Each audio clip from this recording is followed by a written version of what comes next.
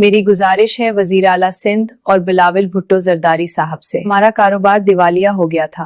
कारोबारी लेन देन में बतौर जमानत चेक दिए। चेक एक कारोबारी जरगा किया गया था जिसमें बतौर जमानत लिए गए। दोनों तरफ से मामलात खराब हुए हैं। 35 लाख की रकम में से 5 लाख कम कर दिए और 30 लाख हमारे खाते में डाल दिए।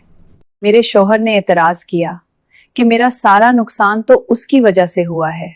मेरे शौहर ने कहा ठीक है ये हलफ दे, लेकिन उसने हलफ उठाने से मना कर दिया। ने कहा कि तुमने हमें इख्तियार दे दिया है और अब तुम्हें हमारा फैसला मानना पड़ेगा। मेरे शौहर ने कहा ठीक है माहाना 20,000 दूंगा। मुद्दई के साथ जो लोग आए थे उनमें से कुछ का ताल्लुक सरकारी इदारों से था। जब 20,000 माहाना की बात की तो उन्होंने खतरनाक नताइज की धमकी दी और कहा हमें चेक दो। तो फिर एक चेक 11 लाख का और एक चेक 5 लाख का हरास करके लिया और 14 लाख रुपए मार्केट में फंसे हुए थे। उनका ये तय पाया कि दोनों मिलकर पैसा निकालेंगे। इस तरह जब चेक की तारीखें आई तो कारोबार पहले खत्म हो गया था तो चेक डिसऑनर हो गए। हमने कहा भी कि माहाना 30,000 ले लो, पर वो नहीं माने और FIR कटवा दी। हमने जमानत करवाई जो अगली तारीख में कैंसिल हो गई।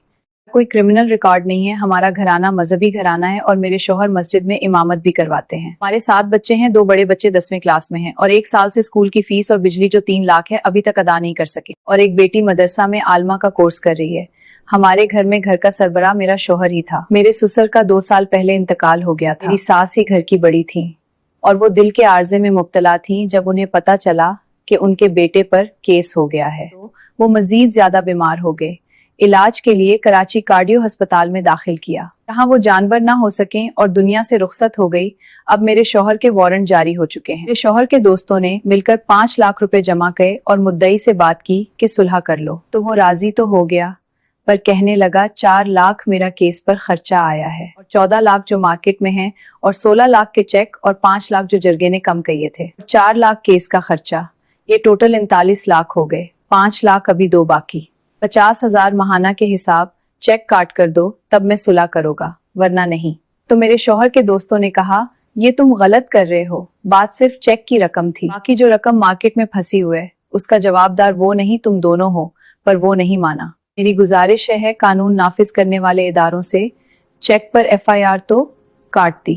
आपके इदारों ने जिस मुआहिदे के जरिए चेक दिए थे उसका पढ़ना गवारा नहीं किया। बस मंजर जानने की कोशिश ही नहीं की गई, दूसरे हलीफ का मौकफ जानने की कोशिश ही नहीं की और बस जल्दी जल्दी FIR काट दी, ये जाने बना के किसी का घर ना उजड़ जाए। तो ये कैसा कानून है जो कुछ देखता नहीं कि कानून बनाए जाते हैं इंसानियत की भलाई के लिए, कि किसी को तकलीफ देने के लिए। मेरी गुजारिश है वजीर आला सिंध और आला अदलिया से मेरे शौहर के वारंट कैंसिल किए जाएं और मुद्दई को सुलह के लिए उमादा किया जाए और चेक की रकम माहाना आसान अकसात पर की जाए ताकि मेरा शौहर इज्जत से रोजी कमाकर अपने बच्चों का पेट पाल सके और अपना तमाम कर्जा उतार सके। बराए मेहरबानी मदद की जाए। शुक्रिया।